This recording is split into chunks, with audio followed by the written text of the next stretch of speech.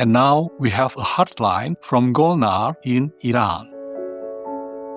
ای عزیز جانم، فقط می‌خواهم شما بدانید که با وجود اینکه صحبت‌های شما را خیلی سخت می‌توان درک کرد، من می‌توانم آنها را احساس کنم. شما به عنوان تجسم خداوند تمام بار کار ما را بر دوش خود دارید، ای قلب محبوب من.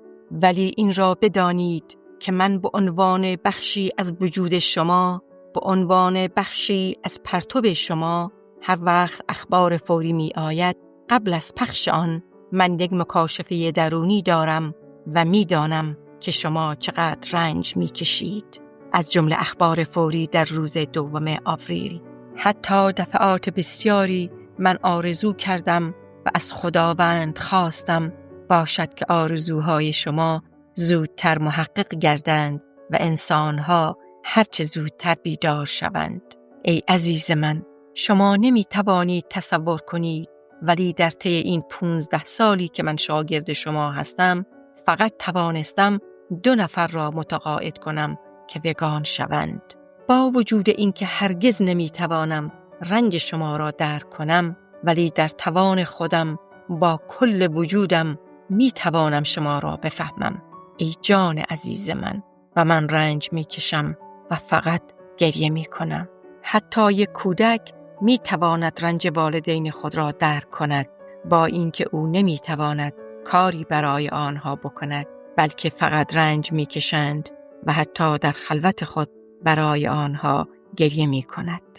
با اینکه خیلی تلاش می کنم شاد باشم، زیرا این آرزوی شما برای تمام شاگردانتان است، ولی استاد عزیز من، این چگونه امکان پذیر است وقتی شما این گونه رنج می کشید؟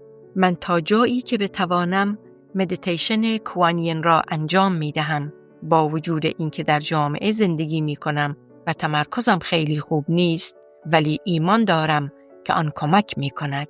من ایمان دارم که شما پیروز خواهید شد، عزیز محبوب من، و ایمان دارم که با وجود تمام مشکلات در چنین دوران سختی تمام آرزوهای شما محقق خواهد شد. گلنار از ایران. Considerate Golnar. A reassuring message from Master awaits you. Kind Golnar, your love will be cherished forever. Thank you for your well wishes spoken from a sincere heart. Always remember that when you speak to someone about the compassionate vegan way of life, though they may not listen, their soul is still listening. So never give up. We do what we can and leave the rest in the hands of Allah. May you and the amiable people of Iran be graced with wisdom and joy. Lots of love to you and your vibrant country. Vegan, because we want to teach our children the best way to live.